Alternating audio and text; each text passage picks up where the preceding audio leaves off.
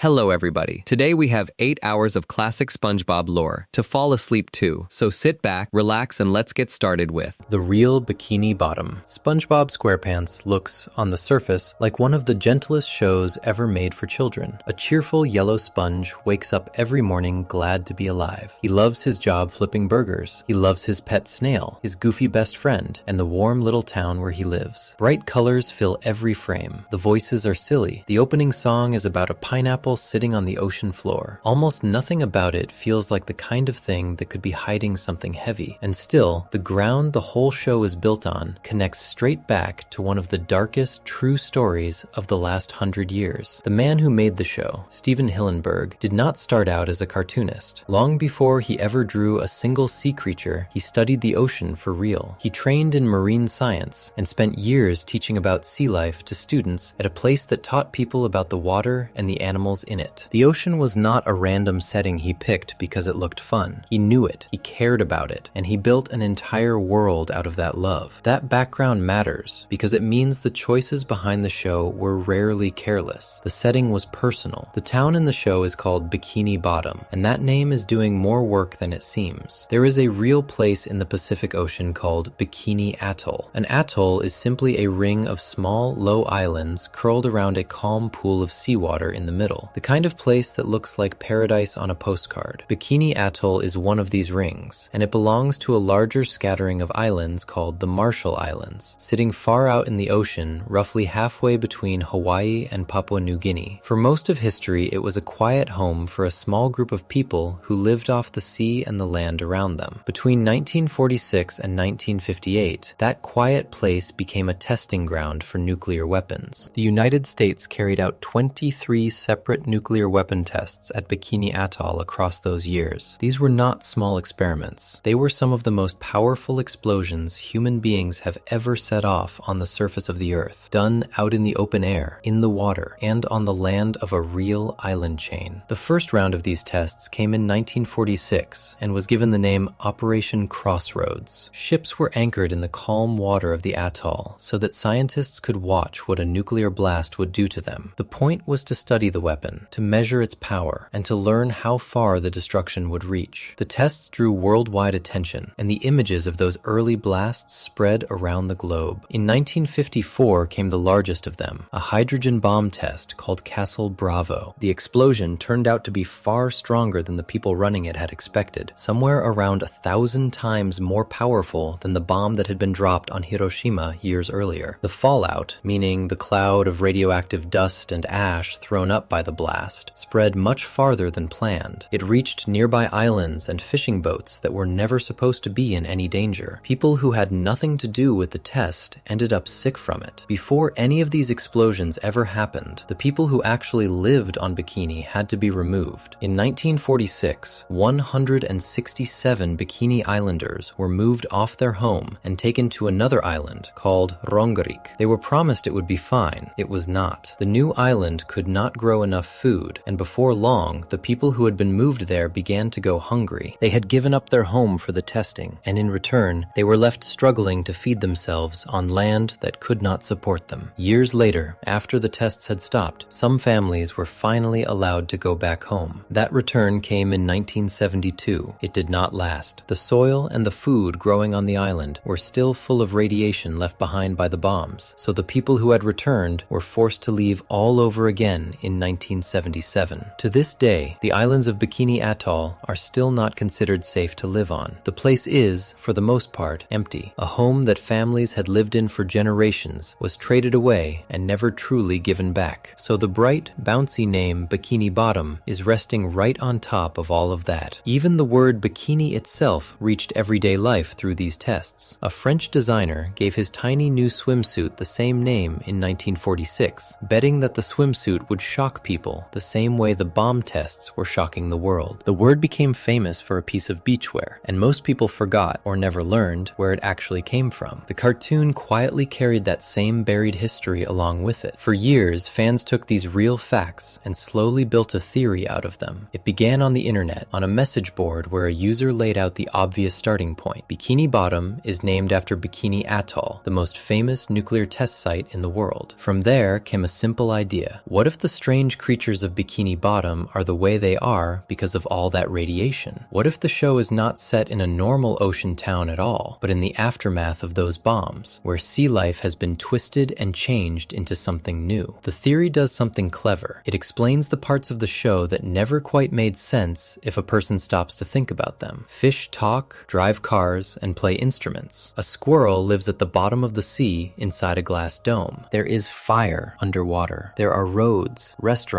and money. None of that should be possible. The radiation idea answers every single one of those oddities with the same explanation. Everything down there has been changed by the blasts, so the normal rules of the ocean no longer apply. Fans pointed at Sandy Cheeks more than anyone. She is a land squirrel living deep underwater, sealed inside a special suit and a glass dome full of air. During the real tests, animals really were placed on ships near the blasts, so scientists could see what radiation would do to living bodies. So the fans built that detail into the story. Sandy, in their reading, is a survivor of those experiments, a land animal who somehow adapted to a place she was never meant to live in. Some even tied her great strength and her habit of sleeping through winter back to the same idea, treating her as proof of how deeply the radiation reshaped the things it touched. There is a place in the show called Rock Bottom, a dark, deep trench far below the main town, where everything feels stranger and the creatures look more unsettling than the ones up above. Fans guess that Rock Bottom might be the crater left behind by one of the blasts, a spot so close to the center of the damage that the life down there came out even more altered than the rest. None of this was ever printed in an official guide. It was guesswork stacked on top of real history, and for a long time that is all it was. Then, late in 2024, the people who actually make the show were finally asked about it directly. A video was filmed for a magazine in which the main voice actors sat together and went through the most famous fan theories one by one. The actor who plays Squidward, Roger Bumpus, brought up the radiation idea and admitted he had always been fond of it. He even mentioned that he had spent time telling people it was not true. The writer sitting beside him, known as Mr. Lawrence, who voices Plankton and has written many episodes himself, stopped him and set the record straight. He said the theory was true. He said it had been part of the fun from the very beginning, and that the real question while building the show had been how far they could push that idea. He went a step further too. The writer described an early vision for the world that was even darker than most viewers ever imagined, one where the human world above had been wiped out and what remained under the sea was the odd life that carried on after the end. The show as it exists today does not fully match that grim picture, since people from the surface world still turn up now and then across the episodes and movies. Even so, his words confirmed the heart of the fan theory plainly. Bikini Bottom was meant, from the start, to be a world shaped by nuclear testing. There is one more clue that points the same direction, and it comes from the show itself. An early version of the script did not merely hint at the location through a clever name. It named the spot outright as the bottom of Bikini Atoll, placing the whole story squarely beneath that real island chain. The link was there in writing before the show ever aired. Fans have also noticed that when something explodes in the cartoon, the cloud sometimes rises and curls into the same rounded shape as the famous photographs of the real underwater blast at Bikini. That last detail is harder to pin down as a sure thing, since cartoon explosions tend to look alike, but the larger connection no longer needs guesswork to hold it up. What makes this whole case sit so strangely is the size of the gap between how the show feels and what it is built on. A whole generation grew up singing along to a song about a pineapple under the sea, laughing at a happy sponge, never once knowing that the name of his hometown came from a place where real families lost their home and were told again and again that they could not return. The show never stops to explain this. It does not need to. The cheerfulness on the screen is genuine, and the heavy history underneath is genuine too, and the two have been quietly sharing the same space since the first episode aired. That gap is the perfect doorway into everything else, because it sets the shape of nearly every story that follows. The top layer of SpongeBob is soft and friendly and made for kids. Just beneath that top layer, over and over, sits something older or sadder or darker than a child would ever catch. The radiation theory stands as the clearest proof of the pattern, mostly because the people who built the show have now said, out loud and on camera, that the hidden layer is real. Before we move on, if you're enjoying this analysis, please consider subscribing. It helps the channel tremendously. If the world of the show carries something dark in its history, the food at the very center of that world carries a question of its own. The most famous meal in Bikini Bottom has kept fans arguing for years over what is truly inside it, and the answer some of them settled on turns the cheerful little restaurant on the corner into something far grimmer than a place that just sells burgers. Section 2. What is really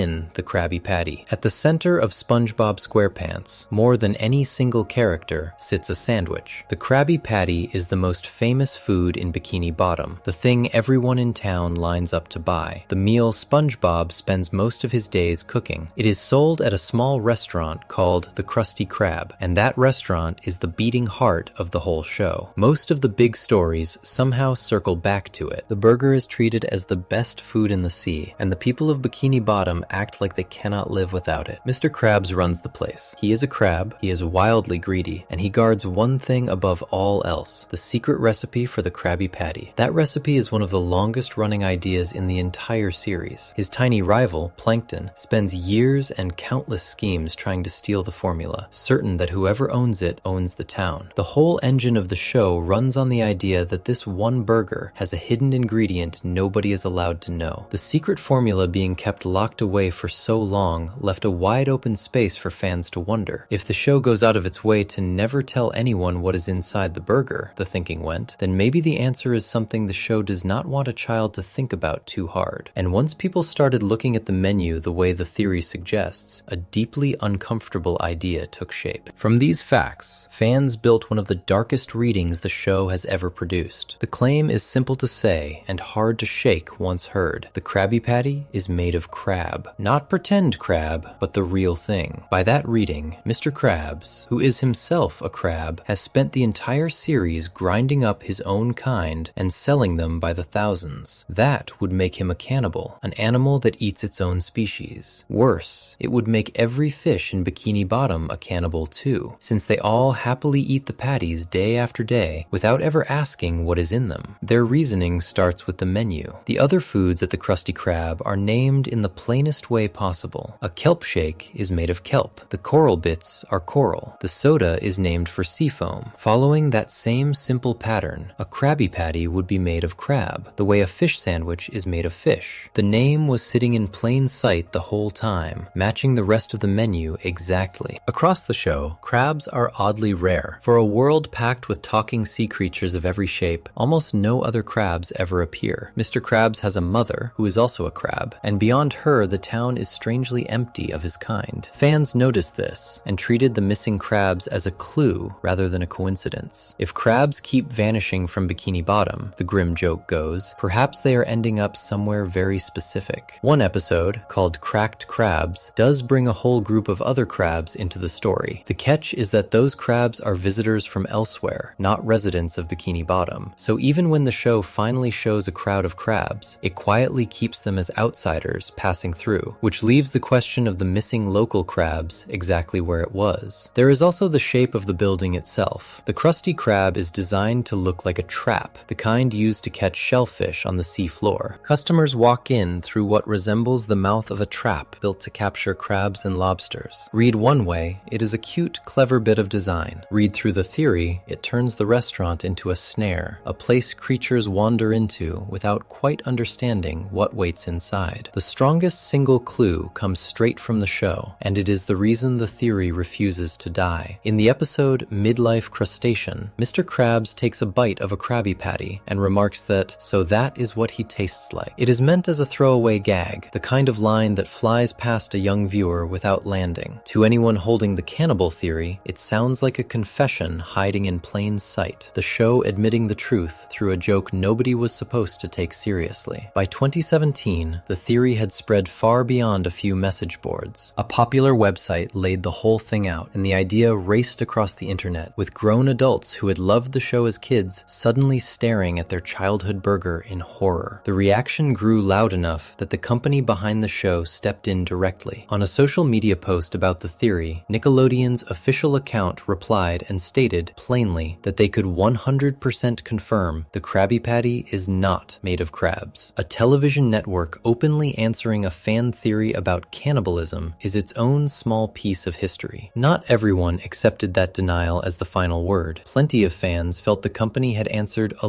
little too fast, the way someone might rush to deny something they would rather not discuss. The comments under that reply filled up with people pointing right back at the missing crabs and the tasting joke from Midlife Crustacean. The denial settled the question on paper and left it wide open in spirit. Across other episodes, though, the show has actually offered hints that push against the dark version. At different points, the writing names ordinary, harmless things as part of the burger, mentioning a sauce made from seaweed in one story and a short list of plain cooking ingredients in another, the sort of items found in any normal kitchen. None of it lines up with grinding up crabs. Taken together, those scattered mentions paint the Krabby Patty as a fairly regular sandwich, strange secret formula and all. Some fans pushed the theory even further than cannibalism, trying to read hidden meaning into the odd names of certain ingredients, and guessing that one of them stood for something far darker than food. Those wilder versions never had much to stand on, and they drifted toward the silliest end of the guessing. The crab idea endured because it needed almost nothing extra to work. It rested on the show's own jokes and the show's own missing characters. What gives the theory its bite is the feeling it stirs up rather than the proof behind it. The thought of a creature cheerfully selling its own kind as fast food and a whole town eating it without a second thought is genuinely unsettling. It takes the warmest, friendliest place in the entire show and pours a cold feeling over it. The Krusty Krab goes from a cozy little burger joint to something with a quiet menace humming under the floorboards, all from a change in how a person chooses to see it. Out in the real ocean, this is worth a calm second thought. Crabs and fish really do eat other fish, and crabs really do eat other crabs when they get the chance. Underwater, creatures eating one another is simply how the world turns, with no shame or horror attached to it. The discomfort the theory creates is a very human reaction, born from human rules about who is allowed to eat whom. A real crab feasting on smaller sea life would shock no one. The show only feels dark here because its characters wear friendly faces and speak in friendly voices, so a viewer forgets, for a moment, that they were ever animals at all. A strange thing happens to people who grew up with the show and then meet this theory as adults. As children, almost no one stopped to ask what the famous burger was made of, because the burger was just the happy food everyone loved. Years later, the same scenes play completely differently in the mind. The tasting joke that meant nothing at age 7 suddenly carries a weight at age 25. The show did not change. The way it gets read changed, and that shift is a large part of why these theories keep finding new life with every generation that rewatches. This connects right back to where the trail began. The town carries a buried history under its bright name, and the food carries a buried question under its bright color. In both cases, the surface is gentle, and the layer just beneath it is far less comfortable. And in both cases, the show simply lets the two sit side by side without ever drawing attention to the gap. The pattern holds, and the Krabby Patty mystery is one more spot where a quick, careless look misses something the careful look cannot unsee. The official denial did settle one thing, even for the doubters. The single most important fact about the Krabby Patty is still true. After all these years, all the schemes, and all the close calls, the show has never once revealed the actual, full, secret formula. The company said what the burger is not. The burger itself remains a locked box. That missing answer is the real reason the cannibal theory could ever take root, because an unanswered question will always invite the strangest guesses people can dream up. Before we move on, if you're enjoying this analysis, please consider subscribing. It helps the channel tremendously. The food in Bikini Bottom hides a riddle, and the creatures eating it hide one too. A long-running idea among fans suggests that each of the main characters was quietly built to stand for something deeper than a cartoon usually bothers with. A set of old human flaws lined up one by one, and the people who make the show have finally spoken about whether any of it was on purpose. Section 3. The 7 Deadly Sins of Bikini Bottom. Every so often, a show made for children turns out to have a shape hiding inside it, a pattern the young viewers never notice, and the grown-ups only spot years later. SpongeBob SquarePants has one of the most talked about patterns of this kind, and it sits right in the cast list. The idea is that the 7 main characters were each built around one old famous human flaw, lined up so neatly that once a person sees it, the whole group of friends starts to look like a lesson dressed in bright colors. Long before the show existed, there was an old list of failings that people have warned about for hundreds of years. It is usually called the 7 Deadly Sins, and the 7 are easy to put in plain words. There is pride, meaning thinking too highly of yourself. There is greed, the hunger for more money and more stuff. There is anger, the kind that boils over into cruelty. There is jealousy, wanting what someone else has. There is eating far past what anyone needs. There is laziness, the refusal to do anything at all. And there is a burning,